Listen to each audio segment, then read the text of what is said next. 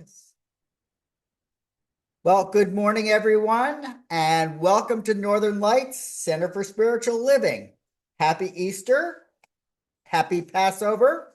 Northern Lights Center for Spiritual Living is a community of people dedicated to using spiritual and practical principles to create lives we want to live. Northern Lights Center for Spiritual Living offers practical and spiritual tools to make positive changes in our lives. Our promise is to reveal, inspire, uplift, celebrate, and magnify your greatness. We are expanding. We are an expanding and loving community working in a field of infinite potential. We acknowledge how our presence here on the traditional and unceded lands of the first people of Seattle, the Duwamish and coastal Salish peoples. These people are still here, and we join with them in how they continue to honor and bring to light their ancient heritage. We seek to resist the erasure of Indigenous histories as we work towards honoring and inviting the truth. In a similar fashion, we acknowledge how much of what we know in this country today, including our culture, economic growth, and development throughout history and across time, has been made possible by the labor of enslaved Africans and their ascendants who suffered the horrors of transatlantic trafficking, chattel slavery, and Jim Crow. We also name the Asian and Chicano people who toiled with little recognition. We are indebted to their labors and sacrifices, and we must acknowledge the tremors of that violence throughout the generations and resulting impacts that can still be felt and witnessed today. Please join me for our opening song, Woke Up This Morning, which has been on your screen. I woke up this morning with my mind stayed on spirit. Well, I woke up this morning with my mind stayed on spirit. I woke up this morning with my mind stayed on spirit.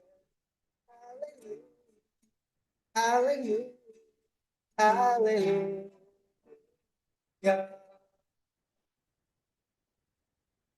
Walking and talking with my mind.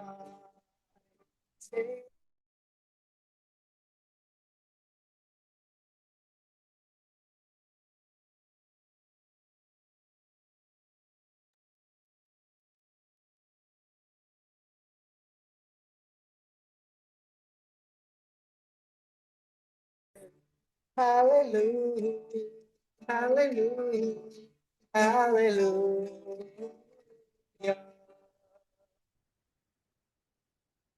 All day long I keep my mind stayed on spirit. Well, all day long I keep my mind stayed on spirit.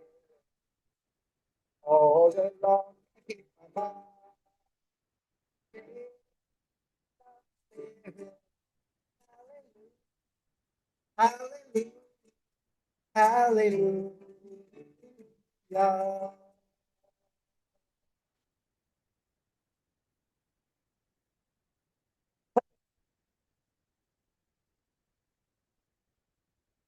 So we are at the point in our service where we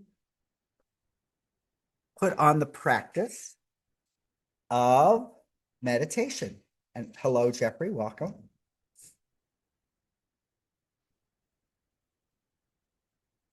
So I'm going to invite everyone to get as comfortable as they can where they are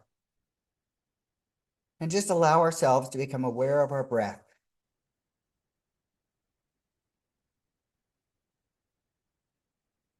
And as we become aware of our breath, perhaps we want to place our hand on our chest so that we notice as we breathe in the rise of our chest, and as we breathe out, the fall of our chest.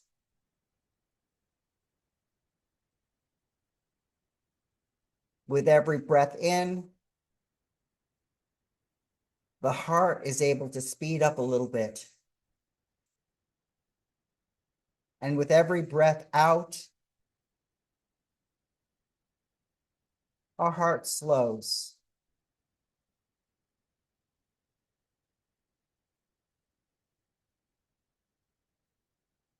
So on this Sunday morning, paying attention to the rise and fall of our chest,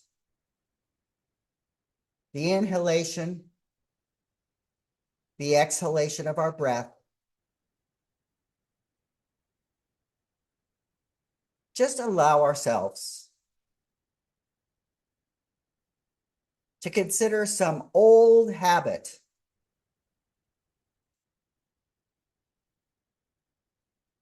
that we have practiced.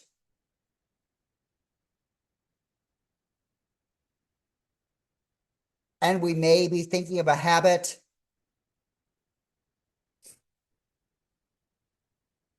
that has great meaning for us, or we may be thinking of a habit that we have just practiced without really considering the why of it.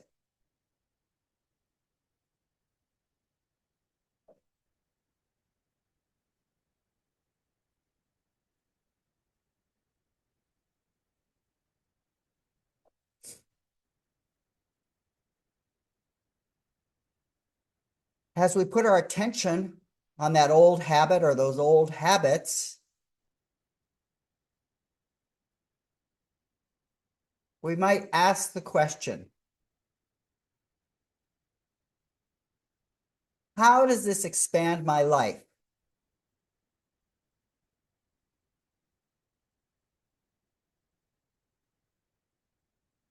How does this enhance my capacity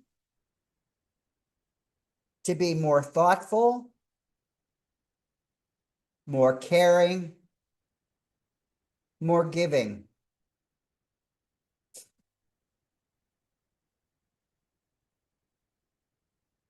Do I notice that this opens me up? Or that it closes me down?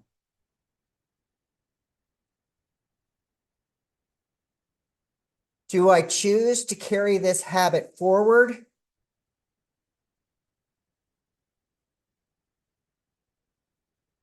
Because it expands my life and makes it better?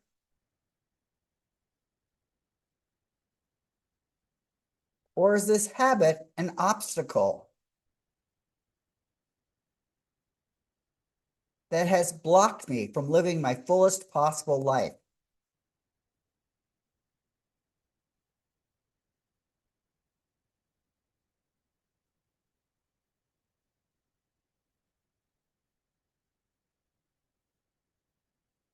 If it's a habit that has opened us up,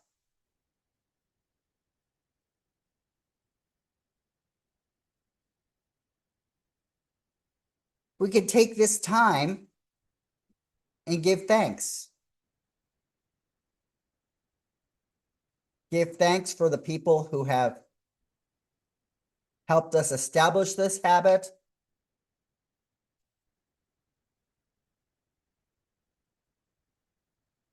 who have encouraged our use of this habit, the people who have thanked us for our practice.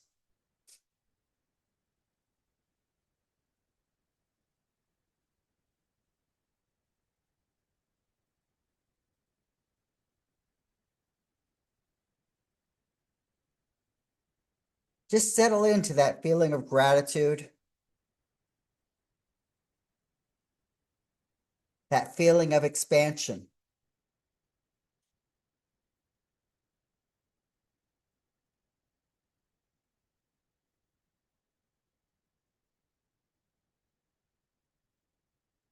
Now, if this habit has been one that has limited us or set us up for conflict or has separated us from possibilities,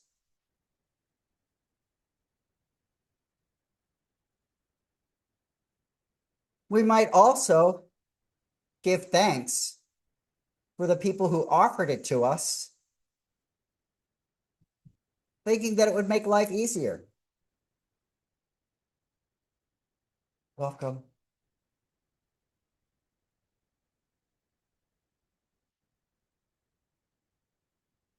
Hey there. Just give thanks for this habit that we might no longer need.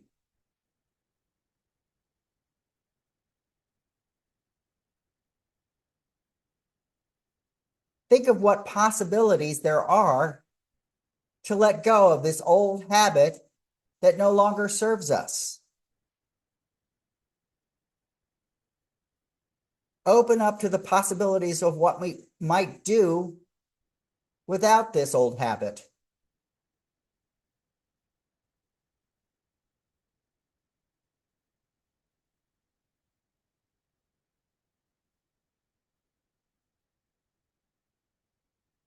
What becomes available when we open up to new ways of being?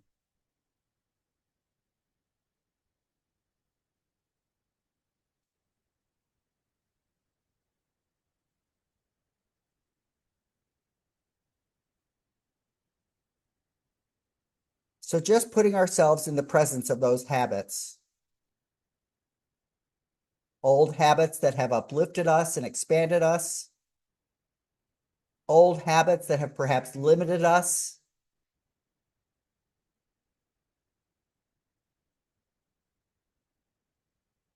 or shut us down.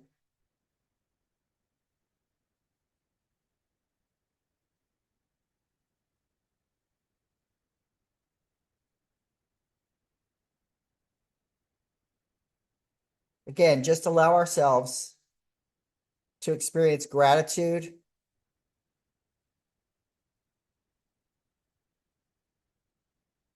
to be open to greater possibilities,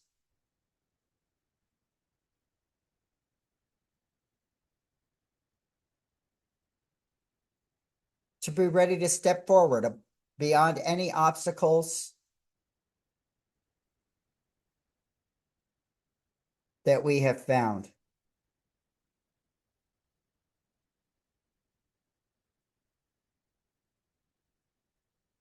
In this place of gratitude, just allow ourselves to become present again to the space where we are.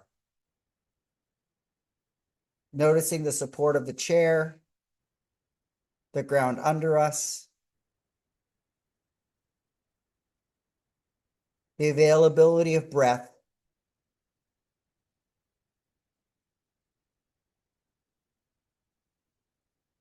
life filling us moment by moment.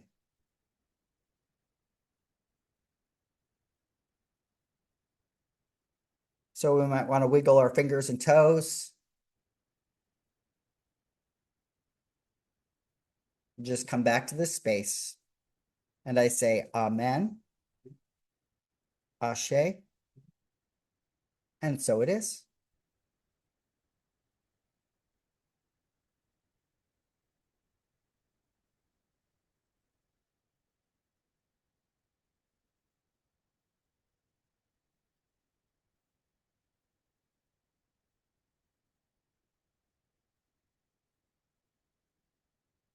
Okay, we have our declaration, which I already said, but we get to say it again because I did it early.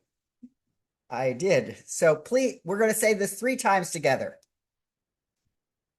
We are an expanding and loving community working in a field of infinite potential. We are an expanding and loving community working in a field of infinite potential. And finally, we are an expanding and loving community working in a field of infinite potential. And so it is.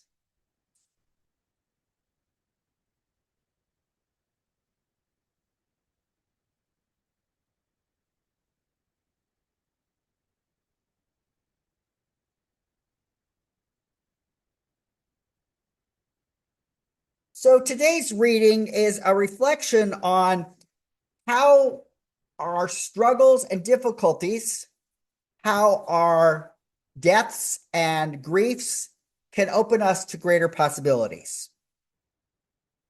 Life's most profound lessons are often emerge from struggles, setbacks, and hardships. Memoirs have the unique ability to show us how individuals confronted adversity and survived and found their purpose. These stories not only inspire, but also give us the reminder about transformation, that no matter the obstacles we face, there's always room for growth. Memoirs have the unparalleled ability to connect readers on a deeply emotional level. They tell more than stories, they expose the human spirit in the stories.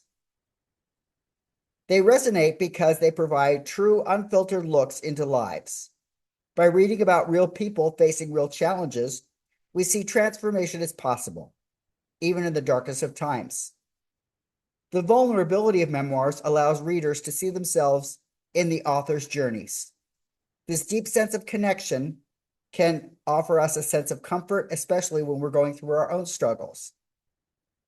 Each memoir teaches powerful lessons about resilience, the importance of never giving up, and how adversity often leads to deeper understanding of ourselves and our purpose.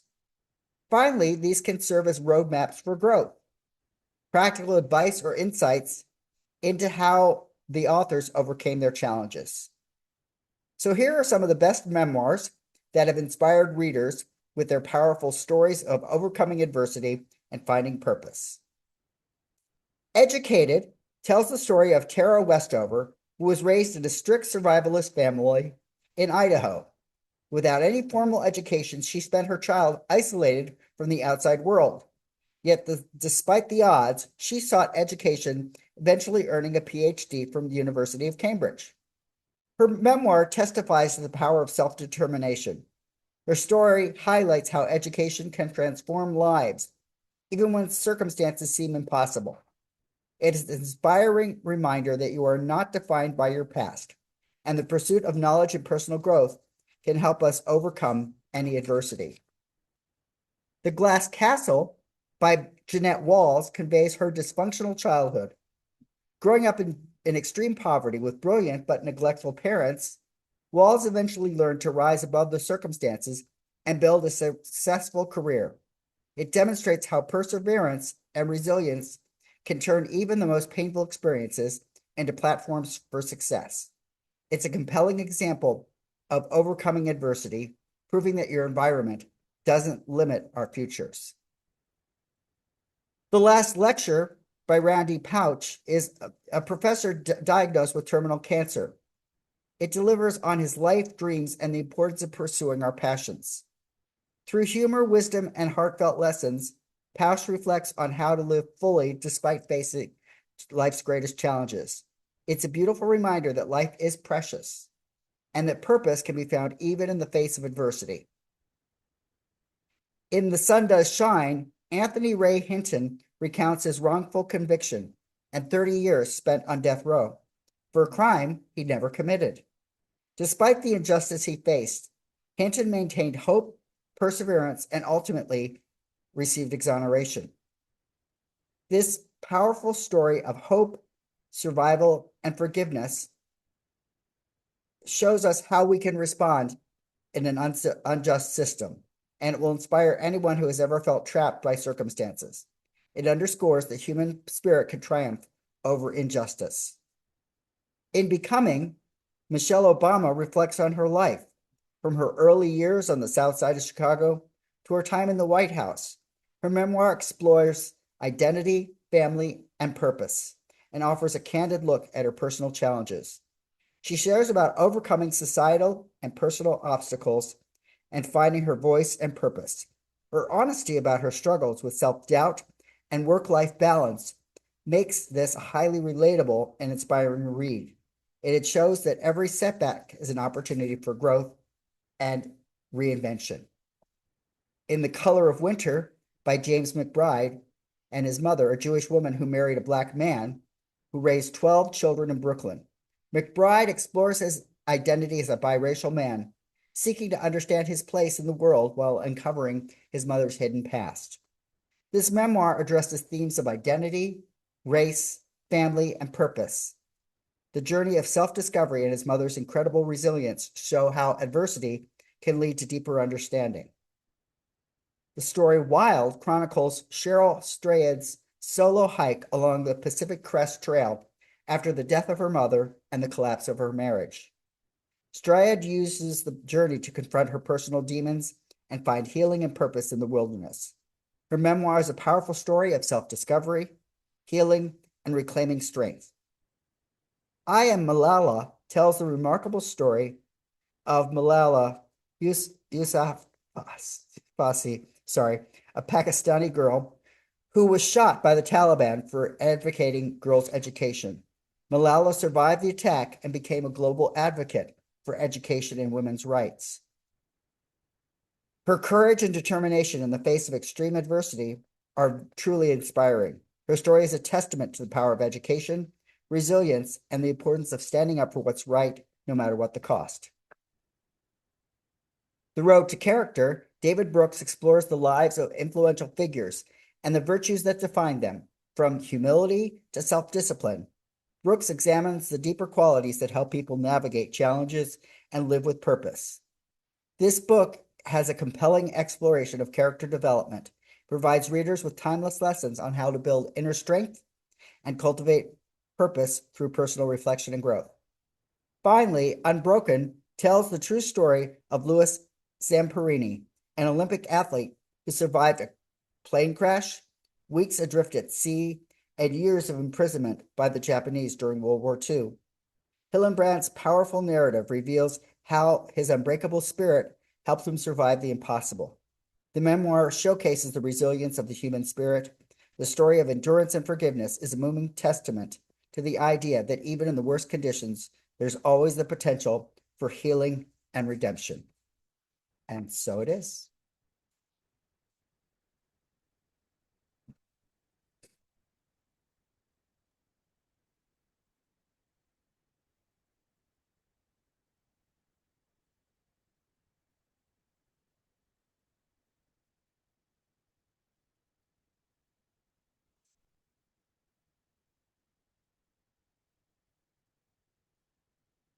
Well, good morning, all. It's a lovely day in the neighborhood.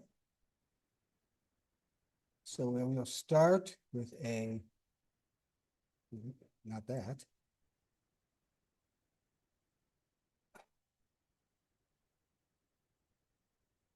Okay, we'll get it too. That's what I wanted.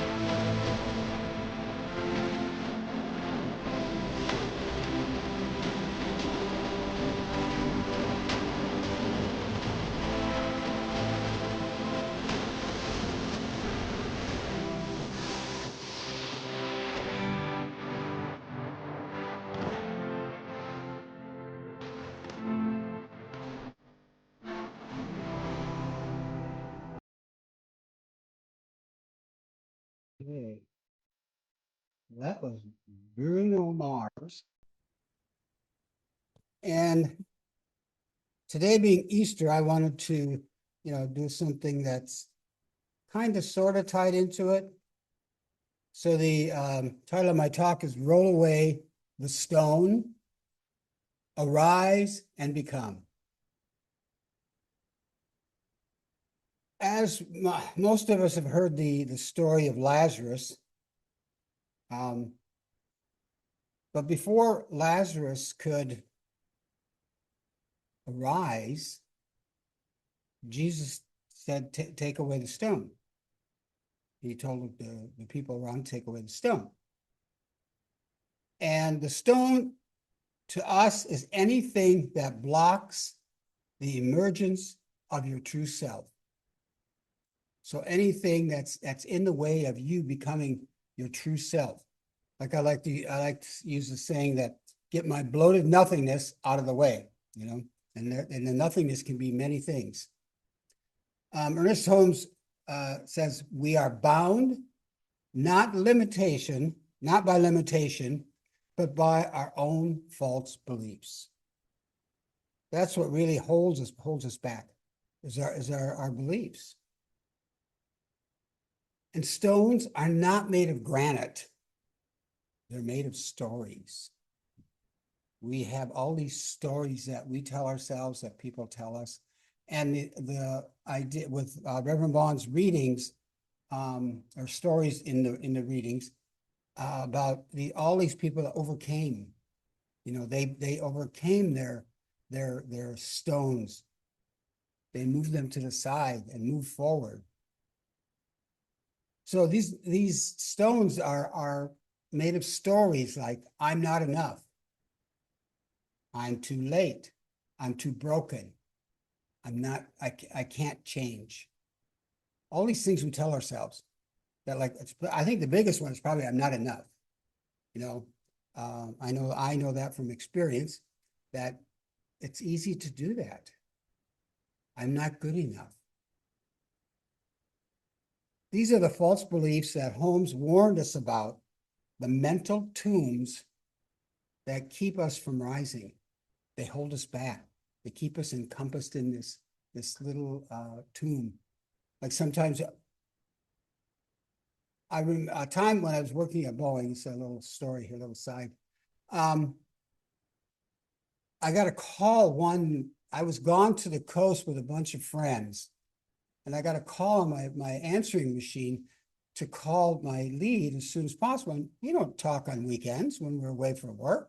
I'm like, oh, what the heck is this? Anyway, I was to come into work the next day with like a coat and tie on.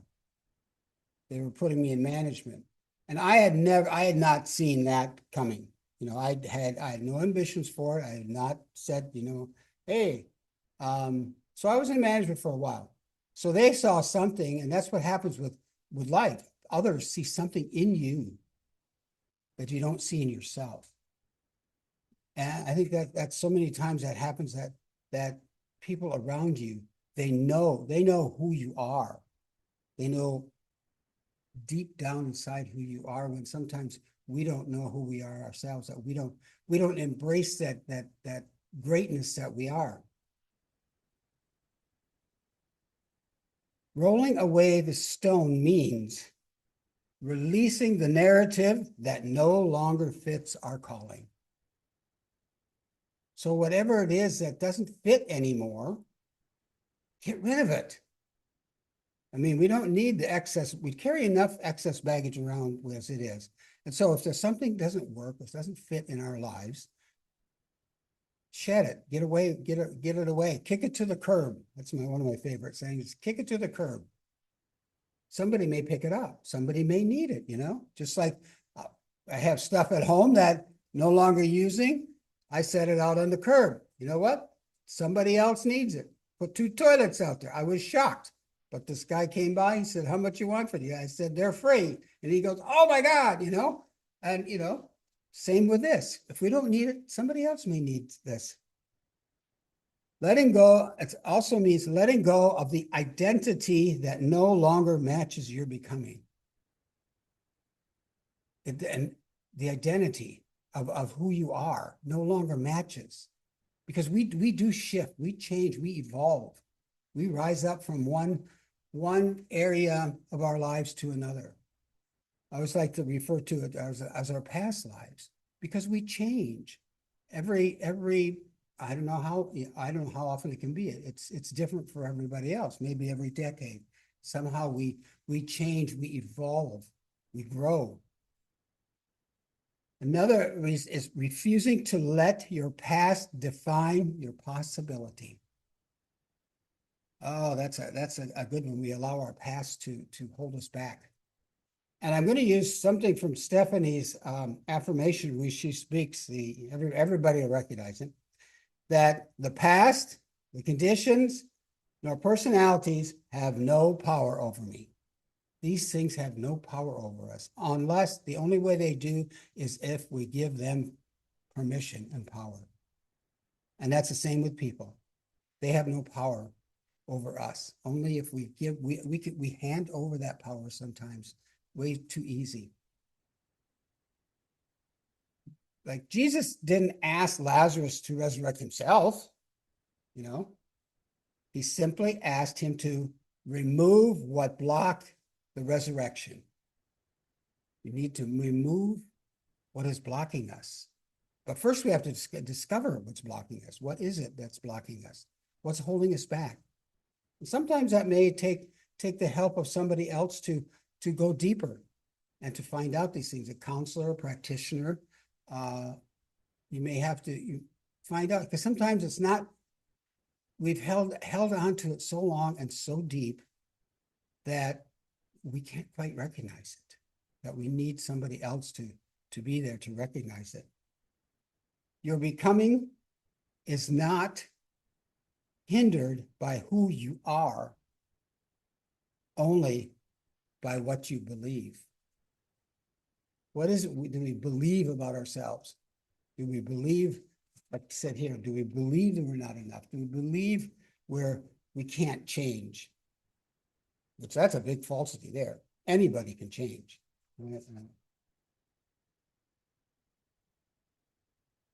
And coming forth, it's the awakening of the true self. Once a stone is moved, Jesus speaks in the darkness to Lazarus. He says, Lazarus, come forth. This is the moment of awakening. And Holmes he writes about the spiritual awakening. Wake up to the fact that you are a spiritual being. That is one of the things that we really need to. We are a spiritual being in this physical body, in this, whatever you want to call it, sack of bones. They had the Alien movies on yesterday, and I don't know why I'm comparing this to a sack of bones, but there are a lot of bones there. That was a real way off. The call of the Christ and the insight of Holmes met here. You are more than your history. You are more than your wounds. And you are more than your mistakes. Yes, we all have history. Yes, we all have wounds. And yes, we all make mistakes. But you know what? That's not who we are. That's just parts of things that happen. Mistakes can be corrected, but we don't have to live in those mistakes. Wounds heal. Sometimes we have to work on them to help them heal. And our history is just that. It's our history. It's our past. What's past is past. There's a version of you that Spirit has already seen. A version that is being called forward. A version that the Spirit knows who and what you are. And it wants to pull that forward. Allow yourself to move forward, not stay stuck in the past, not stay, all these what ifs and why nots and buts and all this stuff we seem to impose on ourselves. Holmes said, life is forever taking form through us. So we are spirit expressing. Spirit is expressing through us, as us. So all the things that we do are expressions of the divine. Sometimes I think that's hard to believe when we're not acting so good, not being so nice. What is up with that? You don't have to. I saw this clip on, I think it was TikTok the other day or something. This little kid and this old man, he said something about you wouldn't like me or something, and I'm grumpy. He was grumpy anyway, and she said, well, why don't you just be nice? She was a little, maybe 3-4-year-old. Why don't you just be nice? Sometimes it's hard to do, and sometimes, it isn't. I mean, if we are nice and kind to one another, you can only dream and imagine what that would be like in the world. Let's see. Spirit calls forth the form it intended you to be. Spirit calls forth. Just as like Jesus called forth Lazarus. Spirit calls forth, allows us to be who we are meant. We came here to be something. Sometimes we keep searching for that. Why am I here? Why am I here? Why am I here? And I came to the conclusion that I am here to learn and to love, and most of all, how to learn how to love. Because sometimes we don't know that. We don't know how to, that unconditional love that is so great. That I was talking, I think, with Reverend Ron the other day about my one grandmother. She wasn't my blood grandmother, but she was my grandmother. And she taught me, even though I didn't know at the time, unconditional love. I mean, I was a step grandson, but she accepted us and brought us in just like all the others. To me, she was a saint. I mean, I can picture her today. I loved her side of the family because they had this huge family reunion every year. And the desserts and well, now they call them pasta salads, but back then it was macaroni salads. I just loved them because they went all out, and she was so kind and giving. This is not a call to become someone else. It is a call to remember who you already are. And sometimes we fall into that trap where we try to become what we think other people want us to be, if that makes sense. We think so-and-so thinks I should be like this, when that is not my true self, and there's things that people ask us to do, and if that doesn't ring our bell or make our heart sing, don't do it. You can say no. And just the same with this. We don't become something that we're not. Every time you try, I'm sorry, but I think failure's in the outcome, because trying to be somebody else is blocking that true self that you are. So arise, step into the light of your becoming. I like the rise up into the sunshine with this. Like if you see a movie or a commercial or whatever, where you're standing there and it's dark and you're watching the sun come up, and it just kind of envelops you. I think it's just one of those things that the warmth of the sun and the brightness of the sun, you step into it. You step into who you are and stand fast. When Lazarus emerged, he was still wrapped in the grave clothes. Nobody took him off. So the idea of becoming is a process. It's not a performance. It's a process. It takes time. It takes practice. life takes practice. Believe me, I've been practicing for a lot of years, but we need that practice. We need that process, like a flower opening, to its fullest. It doesn't open immediately like that. It opens slowly, and it's a process how it does it. This time of year, there's a lot of flowers doing that. Arising means stepping forward, even when you're still healing. Sometimes you're healing from a wound from, say a breakup, or you lost your job, or whatever. There's wounds there, and they can run deep. So sometimes you have to step forward, even while you're processing that pain. Like a lot of times, the idea of when somebody passes, or I'd say dies, if you go to a what's that group called? Somebody dies. Oh, a grief. Grief and loss group. Oh, sometimes just everything forgets. Grief and loss group, and so that's stepping forward.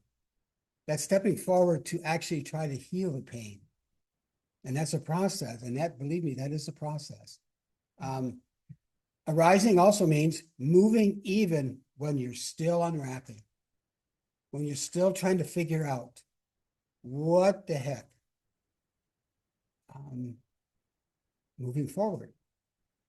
And arising also means trusting Spirit's voice more than your past. Trusting the divine more than your experiences of the past. Because in our theology, I guess you call it, when we pray for this or something better. Because we don't always know what's best for us. We think we do, but sometimes we actually think too small. So this or something better.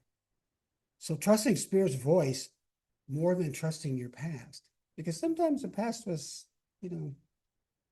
sketchy, you might say sometimes, or it was, it was not exactly perfect. So Holmes reminds us that in the silence, we become aware of the divine presence. And that's why I think meditation works well, because if we can be still and be silent, then we can allow the Spirit's voice to speak. Well, we actually allow ourselves to hear it more than when we're busy hustling and bustling around. It's like this morning at the sunrise meditation, we had massive choirs. We had ducks, we had geese, we had crows, and sometimes they were all going at once. But that's part of the, I was thinking, well, how can you meditate in this? But then again, that's part of it. And I shifted, I shifted where it's not noise, because it wasn't noise. It was these things speaking. And sometimes we don't listen to them. Arising starts in the quiet place where the divine whispers the identity into your soul, where the divine speaks. As long as we are open to hear it. Sometimes we're not open. We don't allow ourselves to be open to hear what the divine has to say. And that's why a lot of times when we're meditating and something comes up and it's really confusing, or it's like, what? And what we can do is just ask for more clarification. I need more. And I do believe, because I've experienced in the past, more will be revealed. Arising is not about perfection. Yes, we are perfect, whole, and complete as we are, but sometimes we strive for a perfection that is unattainable.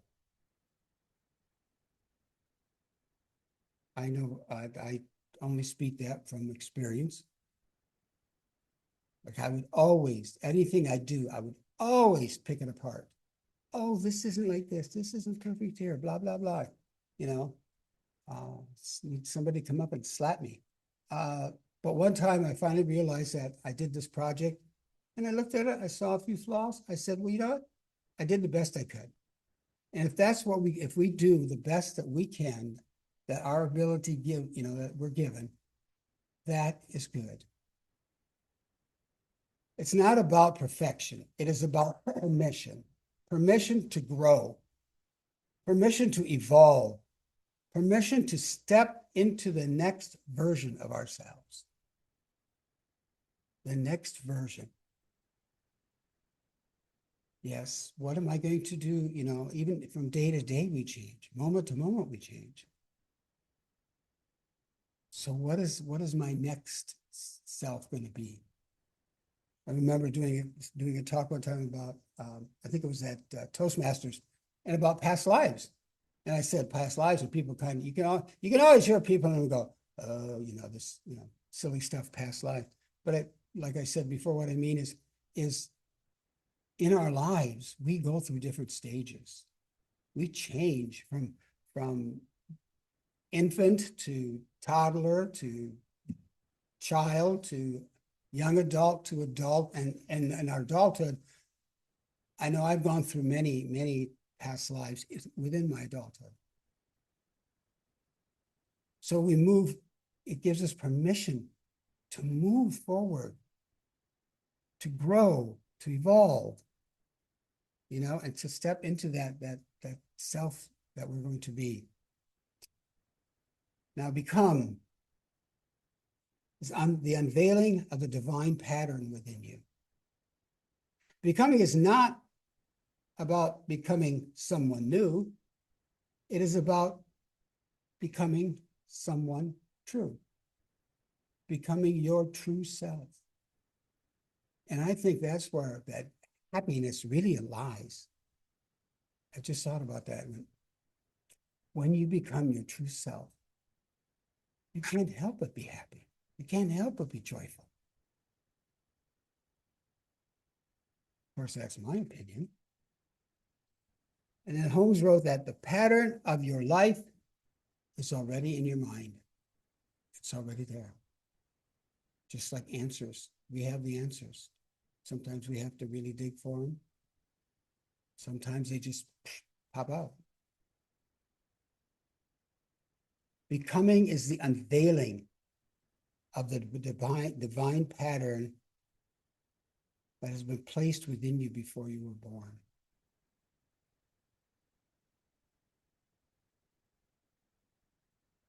I'd like to go back and remember everything, the process from embryo to, maybe that may not be so good.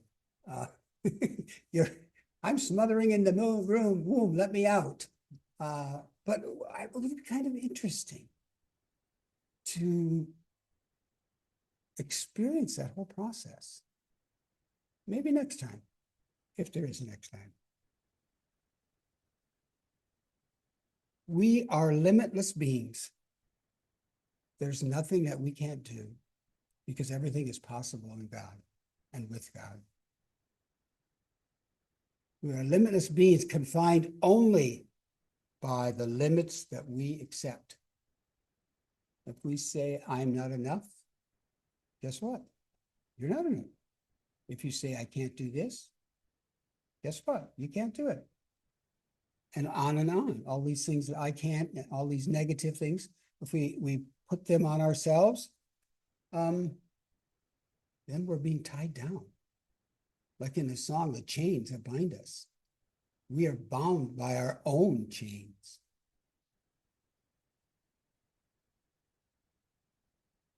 Freedom is not the absence of obstacles. It is the presence of awakening. So when we wake up, to really wake up, to our true selves, that is an awakening. And becoming is the revelation of the person that the divine always knew us to be. Just like something they wanted me in management, something they saw. And it's talking about the minister that baptized me many, many years ago and also confirmed me. Somewhere in it, he must have seen something, which, back then I kind of scoffed at it. He told my mother that I should become a minister. Oh, like, yeah, right. But that would have been a Lutheran minister, and that I don't know if I could have done. But yeah, people and the divine knows the truth about us. The thing is, we need to accept the truth about us, the capital T truth. Some people will scoff at us and try to tear us down. And that's not if we try to be our true selves, they will scoff at us.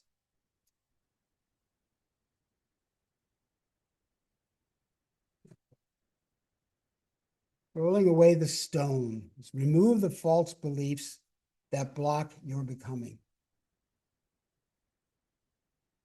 Ernest Holmes says, we are bound by our own false beliefs. Should write that on a little note, post-it note, and put it on my mirror. We are bound by our own false beliefs. We are the ones that are holding us back. We need to get that bloated nothingness out of the way, and sometimes ask for help or whatever it needs to be for us to shed these false beliefs. Like, I am not worthy. That's a huge one. I'm not worthy of the good that God has for me. And arise. Respond to the voice calling you forward. Listen to the divine that is speaking within you. Listen to the divine that is speaking within you. Become. Walk boldly into the divine pattern within you. In other words, walk boldly forward too. Don't step back into the past. Live for the future. Become the future. Become that great and loving entity that you were put on this earth to be.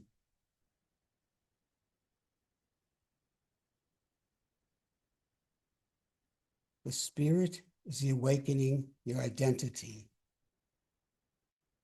and your life is calling you forward. It is calling you forward to the best that you can be, because you are the best. So roll away the stone. Drop everything, all those things that are holding you back. Flush them, kick them to the curb, whatever you have to do. Sometimes it might be a good thing to journal and write that. What are these things that are holding me back? And then say, these aren't working anymore. And just burn that. Have a ceremony, burn it. In AA, there's the step where we make amends to people we have harmed. And sometimes you can't do that in person because you don't know where the person is, or the person may have passed away. So the suggestion is to write that down, write your apology down, and then burn it, release it. Write these things that are blocking you, that are these stones that are in your way, and have it, burn them out, let them go, release them.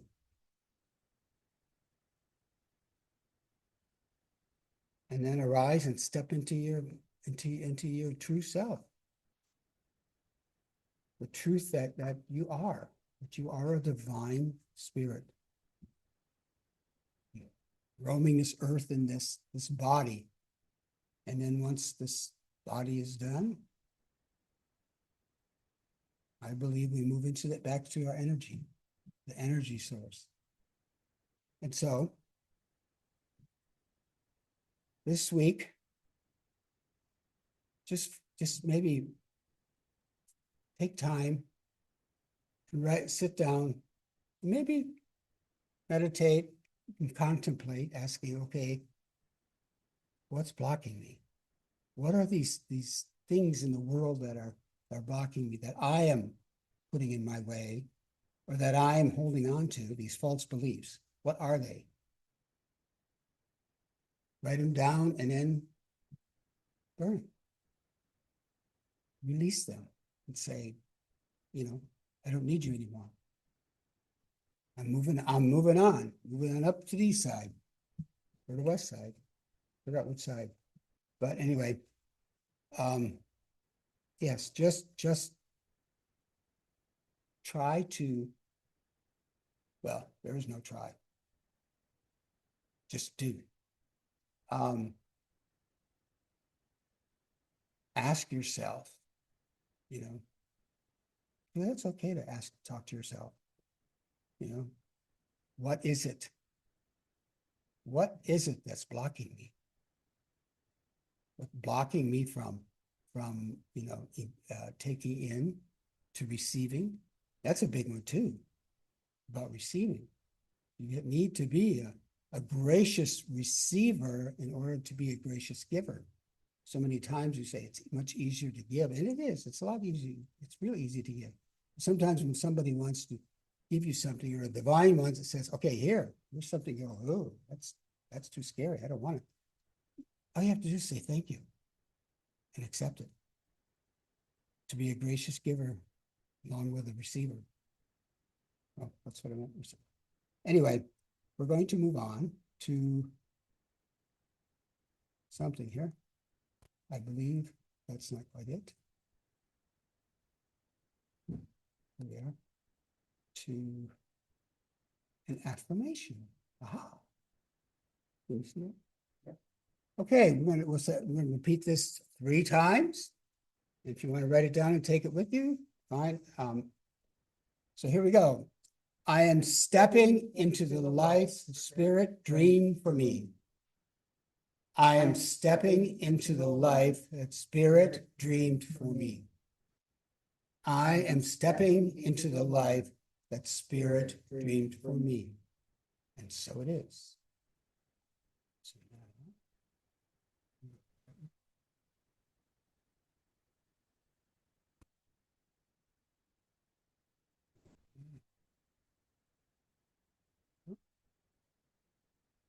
Take some.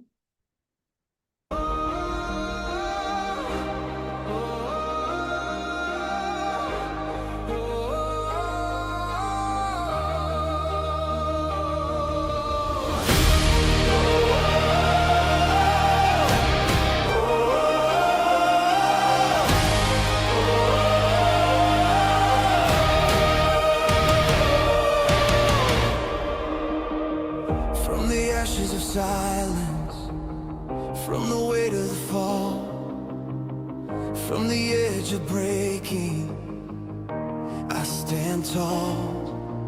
Through the dark I remember, through the pain I decide, I was never defeated, I rise. Every scar is a lesson, every wound is a spark, every step through the shadows lit my heart. I feel the fire growing, I feel the strength return. I was